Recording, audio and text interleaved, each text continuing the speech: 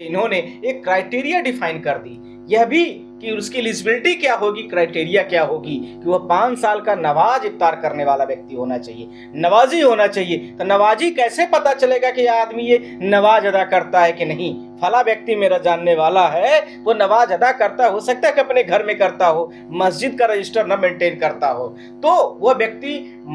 मस्जिद वाले से उसके संबंध अच्छे न हो, तो रजिस्टर में यदि उसकी अटेंडेंस कम हो जाएगी तो वह वक्फ बोर्ड के जमीन के लिए जो सारी चीज़ों का उसका नॉमिनेशन है वो उससे बाहर हो जाएगा। यह इन्होंने एलिजिबिलिटी, ये भारत देश के नहीं, संविधान में नहीं, विश्व के किस संविधान में, विश्व के किस नियम में, विश्व के किस एक्ट में, विश्व के किस लॉज में लिखा है कि यह किसी भी धर्म से संबंधित व्यक्ति को इस तरीके से आप काउंट करोगे, उसका रजिस्टर का अकाउंटेंसी बनाओगे, उसका अकाउंट उसकी बिल बनाओगे कि यह व्यक्ति कितने दिन आया है, कितने दिन नहीं। सर, वक्त बिल को लेकर आप सुप्रीम कोर्ट क्यों जा रहे हैं? आपकी क्या मांग है और आपको क्यों लगता है कि ये बिल सही नहीं है? वक्फ बोर्ड बिल को लेकर के हमने विभिन्न प्रेस कॉन्फ्रेंसों और इसके साथ में विभिन्न मीडिया चैनलों के माध्यम से पूरे देश के लोगों को अवगत करा दिया है कि संबंधित बिल जो पास हुआ है वह अब एक्ट बन चुका है। अभी तक हमें प्रेसिडेंट ऑफ इंडिया से काफ़ी उम्मीदें थी, उनके कदमों से उम्मीदें थी, उनके पावर से उम्मीदें थी, पर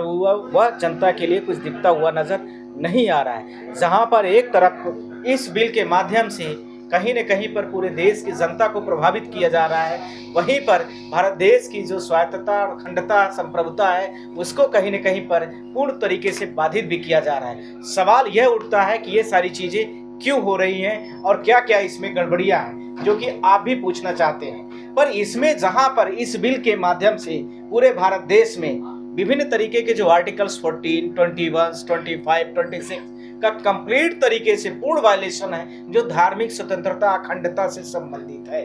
उसको लेकर के पॉइंट नंबर 1। पॉइंट नंबर 2, इसके साथ में जो भारत देश लगभग 1947 के बाद से यह एक्ट आता है, यह माना जाता है, पर 1947 में जब देश आज़ाद होता है उसके पहले से जिन लोगों ने ज़मीन में इसमें वक्फ बोर्ड में ज़मीन अपनी डोनेट की थी, अब वो उनके प्रॉपर्टी से संबंधित उनके इनहेरिटेड, इसका मतलब हो गया कि उनके जो अनुवांशिक वंशानुगत जो लोग होंगे वो कहाँ पर हैं, कहाँ नहीं है। यदि कोई ये कहता है कि वो संबंधित जमीन किसी मुस्लिम फला ने दिया था या फला व्यक्ति ने दिया था, करंट में वह नहीं है, तो उसको लेकर के यह सर्च करना कि संबंधित व्यक्ति का कोई भी घर का परिवार का व्यक्ति कहाँ पर अवस्थित है, तो इसको लेकर के यदि उनका कोई इनहेरिटेंट आता है तो इसमें इस क्लॉज में नहीं दिया गया है, उसको लेकर के। पॉइंट नंबर 2, जहां इस बिल में 1950 में पहली बार जो बिल आया था उस बिल में सिर्फ और सिर्फ मुस्लिम लोग ही काम करते थे, मुस्लिम ही वक्फ बोर्ड के मेंबर्स होते थे, मुस्लिम ही उसको रेगुलराइज करते थे, रेगुलेट करते थे। उसी में कुछ चीज़ों को संशोधन कर करके भारत देश में इसमें जो कई सारी चीज़ों को लेकर के जब संशोधन कर दिया गया तो उस संशोधन के साथ में 2013 में यह बिल के साथ में फिर से एक्ट लाया गया और इसमें यह पूर्ण तरीके से कर दिया गया कि वक्फ बोर्ड का जो बिल वक्फ बोर्ड का है, ये सारी चीज़ें कोई भी बना सकता है, कोई भी कर सकता है, कोई भी रेगुलराइज कर सकता है। अब उसको लेकर के भारत सरकार क्यों 2025 में कल रात को 12 बजे रात ऐसा एक्ट को पास करके क्यों ऐसा किया है, यह हमारा पॉइंट नंबर 3।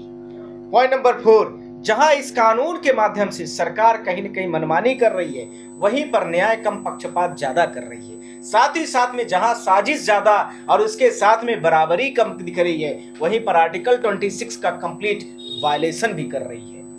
इसके माध्यम से भारत सरकार इन सारी चीज़ों को अपने हथकंडे जितने भी हो सकते हैं उनके माध्यम से इसको अपने तरीके पर अपने कब्जे में करना चाहती है। पॉइंट नंबर 5, जहां पर इस बिल में जो सेंट्रल की कमेटीज होती थी, बोर्ड की कमेटी है और वहीं पर स्टेट की कमेटी है। सेंट्रल की कमेटी में जहां 22 लोग हुआ करते थे और सारे के सारे मुस्लिम होते थे, अब वहां पर सिर्फ और सिर्फ 10 लोगों को, मुस्लिम लोगों को रख दिया गया, बाकी 12 लोगों को नॉन मुस्लिम को रख दिया गया सेंट्रल कमेटी में। वहीं स्टेट कमेटी यानी राज्य स्तरीय जो होती है उसमें 11 लोग हो गए, 11 में से मेजॉरिटी के रूप में नॉन मुस्लिम को कर दिया गया और माइनॉरिटीज के रूप में आपने सीधा का साधा मुस्लिम को कर दिया। अर्थात दोनों में, सेंट्रल और स्टेट की मैं बात करूं तो इससे स्पष्ट होता है कि सरकार की नीयत में कहीं न कहीं पर यह चीज स्पष्ट हो गई है कि यह साजिश ज्यादा रही, बराबरी तो बिल्कुल नहीं दिख रही है। 100% वो सारे के सारे लोग मनोनीत भी रहे, अर्थात जो इसमें वक्फ बोर्ड के मेंबर्स बनाए गए वो सारे के सारे क्या होंगे, मनोनीत भी होंगे। अर्थात इसका मतलब मैं आपसे स्पष्ट करूं कि जो डेमोक्रेटिक कंट्री का एक फॉर्मेट होता है कि डेमोक्रेटिक तरीके से इलेक्टेड होगा, उसका चुनाव करके होगा या पुराने जो रूल्स और रेगुलेशंस होंगे उसके अकॉर्डिंगली होगा, तो फिर सवाल यह है कि मनोनीत करके क्यों लाया गया। तो इससे यह स्पष्ट होता है कि यहाँ पर साजिश करके वक्फ बोर्ड की जमीन को लेने की कोशिश की गई, जहां वक्फ बोर्ड का उद्देश्य ही स्पष्ट है कि इसकी जमीन को लिया जाता है तो उसका उद्देश्य सिर्फ और सिर्फ हॉस्पिटल, स्कूल्स और विभिन्न प्रकार के जो सामाजिक कार्य के लिए हो सकते हैं उसके लिए किया गया। तो फिर ये सरकार को किस उद्देश्य के लिए ले रही है, इससे स्पष्ट हो गया कि भारत देश की सरकारी संपत्तियां जिस प्रकार से विभिन्न लोगों में कंट्रीब्यूट की जा रही है, उसी उद्देश्य को सरकार ने क्लियर करते हुए कानून नहीं पक्षपाती तरीके से इसको एक्ट को लाया है, और पक्षपातपूर्ण तरीके से इसको लोगों को पूरी तरीके से वायलेट करके, जहाँ जो झुग्गी झोपड़ी में कोई रह रहा है तो कोई किसी और गरीब खाने में रह रहा है तो कोई कहीं पर बेचारा अपनी रोजी रोटी दुकान चला रहा है, उन सबको हटा दिया। पॉइंट नंबर 6, जहां हाई कोर्ट के विभिन्न जजमेंट और उसके साथ में सुप्रीम कोर्ट के जजमेंट, जिसमें सबरीमाला का जजमेंट आप लोगों को पता है, संथालाल का जजमेंट आपको पता है, रतिलाल गांधी, इसके साथ में दिलकाय कमेटी और इसके साथ में विभिन्न प्रकार के जजमेंट है जो ये इसी भी बिल को लेकर वक्फ बोर्ड को लेकर के ही है। उन्होंने सबने स्पष्ट तरीके से कहा है कि ये जो भी बिल है, जो वक्फ बोर्ड है, इसमें संस्तुति की बहुत ज्यादा जरूरत नहीं है, इसमें बहुत सारी चीजें एक्ट सही है। तो इन जजमेंटों को बिना रिलाय किए हुए जो भारत देश के करंट में माइनॉरिटी मिनिस्टर किरण रिजिजू जी हैं, उन्होंने बिल को इंट्रोड्यूस किया और प्रेसिडेंट ऑफ इंडिया ने इस बिल को बिना पूरी प्रॉपर तरीके से पढ़े हुए, उन्होंने पूरी तरीके से बिना सलाहकार समिति के सदस्यों के बिना सलाह लिए, और ऐसी स्थिति में जब ऐसी कानून का दांव पेच फंसता है तो अटॉर्नी जनरल ऑफ इंडिया होता है, उससे जो कि सुप्रीम कोर्ट के जस्टिस के इक्विवेलेंट माना जाता है, आर्टिकल्स में उसमें स्पष्ट लिखा है, तो उसका भी इन्होंने नहीं किया और उससे भी कंसर्न लिया या नहीं लिया मैं नहीं जानता। मुझे उम्मीद थी कि ये इसको पॉकेट बिटो में कर देंगे, अर्थात इन्फिनिट टाइम तक के लिए मुसलमानों को कम से कम कुछ सुरक्षा व्यवस्था दिख जाएगी, पर प्रेसिडेंट ऑफ इंडिया से नहीं दिखी। इसके साथ में पॉइंट नंबर 7, जस्ट वेट, उसके बाद आप पूछ लें। पॉइंट नंबर 7, जहां इन कानूनों के साथ में पूरे भारत देश में विभिन्न प्रकार की चीजों का निमित्ताओं के बारे में मैंने आपको बात किया, तो कोई भी प्रथा जो कई पीढ़ी दर पीढ़ी चलती रहती है और वो प्रथा पूरी तरीके से कुछ समय के बाद वह पीढ़ी दर पीढ़ी से आगे बढ़कर के वो नियम के रूप में परिवर्तित हो जाती है, और उसके हटाने के लिए सरकार के पास ऐसे पावर्स नहीं है कि वो उसको वायलेट करने के लिए, उस चीज को हटाने के लिए कोई नया एक्ट लाए और एक्ट ला करके इंट्रोड्यूस करे और उस चीज को खत्म कर दिया जाए, तो उस नियम को भी गैर संवैधानिक घोषित किया जाता है। पॉइंट नंबर 8, इसके साथ में इसी के बिल के साथ में जहां 12 साल की जमीन में कोई भी व्यक्ति, ये संबंधित व्यक्ति इसमें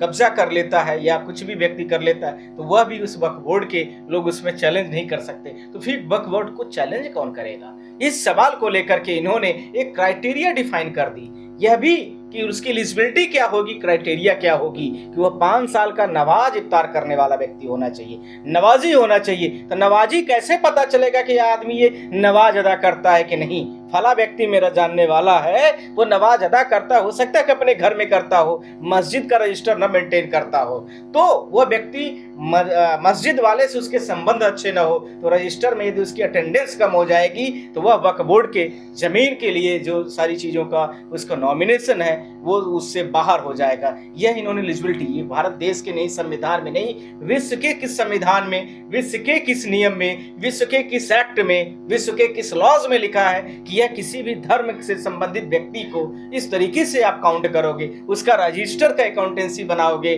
उसके बिल बनाओगे कि यह व्यक्ति कितने दिन आया है, कितने दिन नहीं आया है। ये सारी चीजों को मैंने चैलेंज किया है। नेक्स्ट पॉइंट इसी बिल में जहां इस वक्फ बोर्ड की जो चेयरपर्सन होगा उसको किसको बनाया गया है, जो व्यक्ति नॉन मुस्लिम होगा। ध्यान रखने का विषय है। नॉन मुस्लिम ऐसे ही समझने की जरूरत है जैसे राज्यसभा में उपसभापति होता है, तो लोकसभा में मैं बात करूं तो आपको सबको पता है कि लोकसभा का स्पीकर होता है। यदि मैं विधानसभा की बात करूं तो विधानसभा का अध्यक्ष होता है। उसी प्रकार से इस बिल में जो चीजें आई हैं और इस एक्ट में अब बन के आ गई हैं पूरे देश की जनता के सामने, वो सारी चीजें इसी को कहीं ना कहीं पर दिखा रही हैं। चलिए आगे पूछिए। सुप्रीम